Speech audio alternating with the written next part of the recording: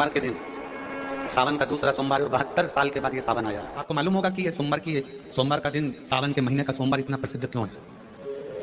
श्रावण के महीने के सोमवार का इतना महत्व क्यों होता है? उसका एक कारण, सावन के सोमवार का इतना महत्व क्यों है? सारे सोमवार होते हैं, सारे श्रावण सोमवार का दिन होता है, सारे सोमवार मान्य होते हैं, पर सावन के सोमवार की इतनी महत्वता क्यों है? किस लिए? और शायद हमको लगता है कि जितने भी आस्था चैनल पर कथा सुन रहे हैं, जितने फेसबुक यूट्यूब पर कथा सुन रहे हैं, जितने अपने अपने मोबाइल पर सोशल मीडिया में कथा सुन रहे हैं, हमारे को लगता है कि उनको भी नहीं मालूम होगा कि सावन के सोमवार की इतनी महत्वता क्यों है। किस लिए? सावन के सोमवार की महत्वता इसलिए है कि भगवान देवादिदेव महादेव का विवाह ख्याति देवी लक्ष्मी जी से करना चाहती थी, और माता लक्ष्मी ने, भगवान शिव ने माता लक्ष्मी का चेहरा देखा, पढ़ लिया कि ये तो भगवान नारायण के स्नेह है, और भगवान नारायण लक्ष्मी जी से विवाह करना चाहते। और दोनों के विवाह की बात भगवान देवादिदेव महादेव ने माता ख्याति देवी से कह दी कि इनका विवाह करो। अब माता लक्ष्मी जी ने बड़ा निवेदन करा, आपने हमारा विवाह भगवान नारायण के साथ में कर दिया, हमारे मन की बात को रख लिया, बड़ी कृपा करी भोले बाबा, मेरा मन है मैं आपके चरणों की सेवा करूं, मुझे कोई सेवा आपकी बताओ। शिव मंदिर में कभी भी जाकर पंडित जी से मत पूछना कि यहाँ की कोई सेवा मुझे बताओ। भगवान के अन्य मंदिर होंगे तो वहां जाकर पूछना, देवी जी के मंदिर में यहाँ सेवा बताओ, राम जी के मंदिर में पूछना यहाँ सेवा बताओ, भगवान कृष्ण के मंदिर में पूछना हमारे लिए कोई सेवा बताओ, भगवान दत्त के मंदिर में पूछना हमारे लिए सेवा बताओ। सारे मंदिरों में जाकर कहना कि हमारे लिए सेवा बताओ, और शिव जी के मंदिर में जाकर मत कहो कि हमारे लिए सेवा बताओ। वहां तो झाड़ू उठाओ, सेवा में लग जाओ, वहां तो निर्माल्य पड़ा है, उसको उठाओ, विसर्जन में ले जाओ, वहां पोछा उठाओ, पोछा लगाना प्रारंभ कर दो, शिव जी का श्रृंगार करना प्रारंभ कर दो, शिव जी का सुंदर स्नान कराना प्रारंभ कर दो। शिव मंदिर में सेवा पूछी नहीं जाती, सेवा करी जाती है। शंकर के मंदिर में कहना ना पड़े कि तुम्हें यह करना। शिव मंदिर में जाकर कभी नहीं पूछना कि मुझे सेवा क्या करना, शिव मंदिर में तो जाकर सेवा का क्रम करो। अब लक्ष्मी जी पूछ रही हैं भोले बाबा से, आप मुझे बताओ, मैं आपकी सेवा में लगना चाहता हूं। शिव जी ने कहा कि मैं क्या सेवा बताऊं, आप जाओ भगवान नारायण की सेवा करो। पर लक्ष्मी जी ने सोचा कि देवादिदेव महादेव मुझे सेवा नहीं बता रहे हैं। सावन का महीना था, सोमवार का दिन था, माता लक्ष्मी पूरे सावन के महीने में शिवालय में जाती, शंकर जी के कैलाश पर्वत पर जाकर खूब सेवा करती। खूब प्रथम सोमवारी निकल गई, द्वितीय सोमवारी निकल गई, तृतीय निकल गई, चतुर्थ आ गई, सोमवारियां निकलती चली गई। सावन का आखिरी सोमवार, देवादिदेव महादेव प्रसन्न हो गए, लक्ष्मी को बुलाया, हे लक्ष्मी, पूरी दुनिया में केवल महासंबोधन मेरे नाम के आगे लगा है, लोग मुझे देवादिदेव महादेव कहते हैं। सारी पुराणों को केवल पुराण कहा जाएगा, पर शंकर की पुराण को भी महासंबोधन से संबोधित किया जाएगा, शिव महापुराण।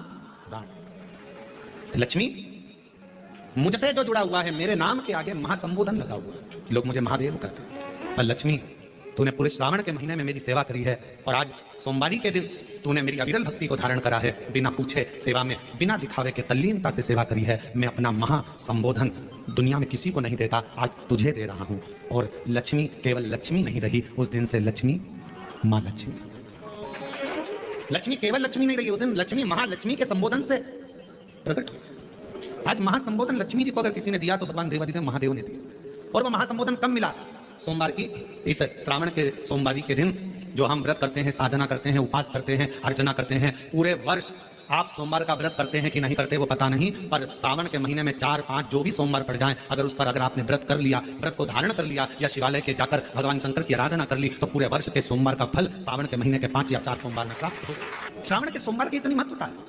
सावन के सोमवार का महत्व क्या है, कोई आपसे पूछे तो आपको बताना चाहिए कि इस दिन लक्ष्मी को लक्ष्मी कहा गया। शिव जी ने शिव के दरवाजे पर जाकर केवल आप सेवा करो, शिव के दरवाजे पर जाकर आप केवल जल अर्पित करो, शंकर जी की चौखट पर जाकर आप नमन करो, देवादिदेव महादेव के शिवालय में जाकर प्रणाम करिए। भगवान शंकर की चौखट पर, द्वार पर अगर आप जा रहे हो, 3 चीजें आपको मांगना नहीं पड़ेगी। जैसे लक्ष्मी जी ने शिव जी से नहीं मांगा कि मुझे महासंबोधन दो, लक्ष्मी जी ने नहीं मांगा कि मुझे भगवान विष्णु दो, लक्ष्मी जी ने नहीं मांगा कि मुझे ये देना, लक्ष्मी जी तो शंकर भगवान की सेवा में लग गई, तो लक्ष्मी जी को 3 चीजें अपने आप मिल गई। एक शांति हृदय की, दूसरा दिशा, लक्ष्मी जी को कहां जाना है, और तीसरे नंबर पर सफलता। माता लक्ष्मी केवल लक्ष्मी नहीं रही, उनको महालक्ष्मी कहा गया। अभी तो कितना सुंदर है सावन का महीना, सुंदर है सावन का महीना, और वो महीना जो भगवान शंकर को सबसे ज्यादा प्रिय है, बहुत प्रिय। कारण मां सती, मां उमा, मां कात्यायनी, मां कुष्मांडा, मां स्कंदा, मां महागौरी, जितनी जितनी माता पूर्व में हुई हैं, जो शिव जी के साथ में बिहाई हैं, शिव को जिन्होंने अपना बना लिया था, उन सभी माताओं ने सावन के महीने में शंकर भगवान को प्राप्त किया था और शिव जी ने सावन के महीने में ही उनको अपना बना लिया था। और ये बात भगवान शिव ने स्वयं कही। स्वयं भगवान शंकर स्वयं नंदी से ये बात कहते हैं, नंदी मुझे श्रावण अति प्रिय है। नंदी ने पूछा क्यों, तो कहा इस श्रावण के महीने में मेरी अर्धांगिनियां मुझे भजती थी, उनको मैंने स्वीकार किया था और यही सावन के महीने में चराचर जीव, आप देखिएगा गर्मी के समय में छोटे छोटे जो जीव जंतु सब, जितनी गर्मी पड़ती है सब मर जाते हैं। बोलो मरते कि नहीं मरते? अभी बारिश चालू हो गई, बारिश चालू हो गई तो तुम्हारे घर में ऐसे बारीक बारीक नए नए डिजाइन के कीड़े मिलेंगे। घर में घुस जाते हैं तो शिव महापुराण की कथा कहती है चराचर अचर जीव जंतु पशु पक्षी सबको मालूम है सावन का महीना चल रहा है, हमारे बाबा का महीना चल रहा है जो करुणा करने वाले, ये उनको भी ज्ञान है। उसको पशुपति नाथ कहते हैं, उसको भी मालूम है। अब जरा विचार करिए, जिस चींटे में कभी पर नहीं आते वो चींटे में सावन में पर आ जाते हैं। जब चींटे को पर दे सकता है तो सावन में एक लोटा जल चढ़ाने वाले को भी मेरा बाबा उड़ा तो सकता है, आगे बढ़ा तो सकता है, उन्नति की ओर ले जा तो सकता है।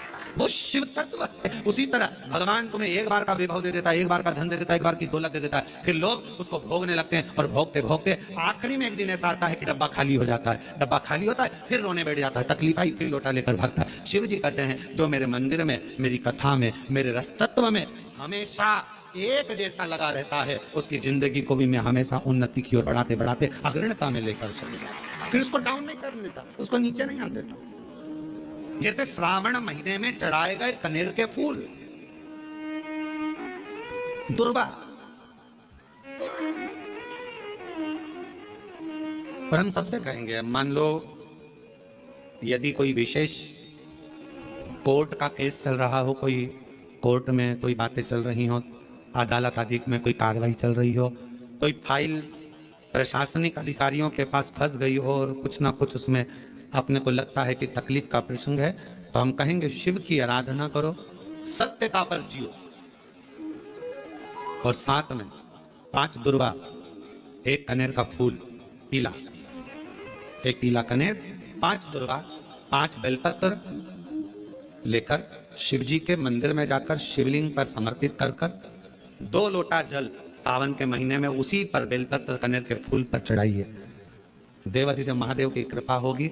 ज्यादा से ज्यादा 6 महीना 7 महीना, इससे ज्यादा निर्णय आप ही के पक्ष में आएगा और शिव की कृपा से। और इसमें एक बात और स्मरण रखें, जैसे कोई की प्रॉपर्टी है, कोई की जमीन है और वो जमीन तुम्हारी कोई ने कब्जा कर लिया, तुम्हारा नाम नहीं हो पाई, या कोई उसमें लफड़ा हो गया या तकलीफ आ गई, पैसा उसमें अटक गया, उसके लिए भी कनेर का पुष्प श्रावण महीने के जितने सोमवार आते हैं, रविवारी, सोमवारी और भोमवारी, कौन कौन से बार हो गए?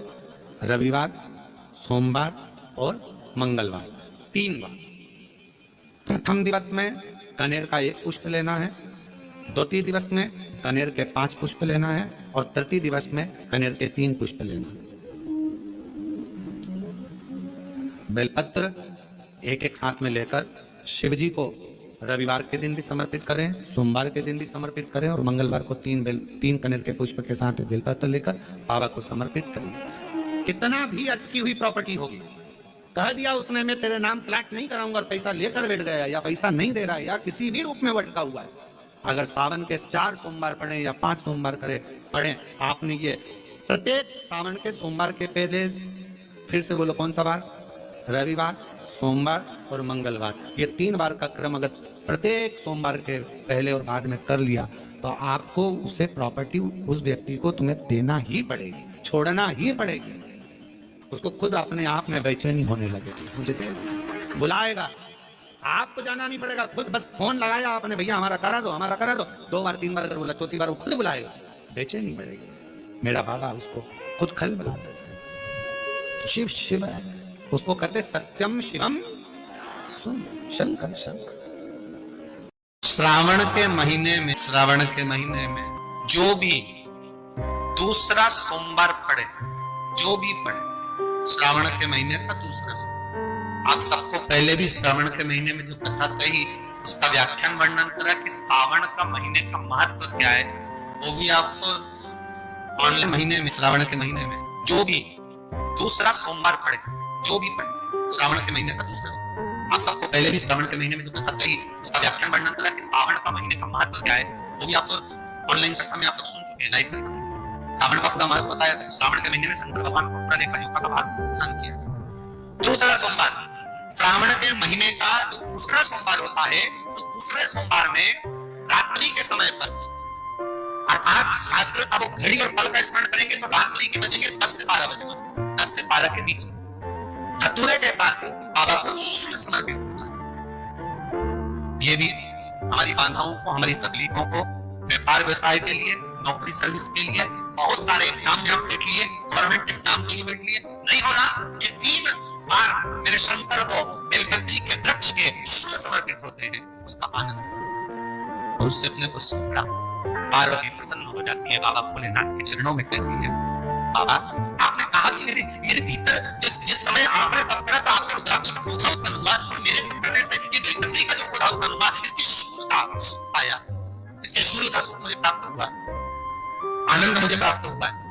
महाराज बेलपत्री का पत्ता, बेलपत्री का कांटा, अम्मा पार्वती दूसरा संवाद कर रही है बाबा भोलेनाथ जी से, बाबा मेरे द्वारा निर्मित इस बेलपत्र के वृक्ष में जो फल लगता है, वो फल की महत्वता श्रावण के महीने में किसी भी एक सोमवार अगर व्यापार नहीं चल रहा है, नौकरी नहीं मिल रही है, तो कोई तकलीफ आ रही है, तो कोई कष्ट आ रहा है, कोई रोग बढ़ रहा है, डॉक्टर से ऐसा लग रहा है कि ये बड़ी बीमारी बताने वाला है, शरीर में कोई गांठ बढ़ गई है और वो जांच के लिए गई है, तो बिल्कुल श्रावण के महीने में किसी भी एक सोमवार को गंगा जल लेकर जाइए शिव मंदिर में, शंकर जी के मंदिर में थोड़ा सा गंगा जल नंदी को समर्पित कर कर, थोड़ा अशोक सुंदरी को समर्पित कर कर, थोड़ा गणेश और कार्तिकेय को समर्पित कर कर, थोड़ा सा गंगा जल जया विशाला शामरीवारी बहुतली और देव को समर्पित कर कर, थोड़ा सा गंगा जल शिवलिंग को समर्पित कर दो। उस गंगा जल को अपनी झेल कर लेकर आओ, 3 दिन तक लगातार उस गंगा जल को पीना प्रारंभ करो। उसके बाद जांच के लिए आप कहीं पर भी जाइए, बाबा कृपा जरूर करेगा, ये निश्चित।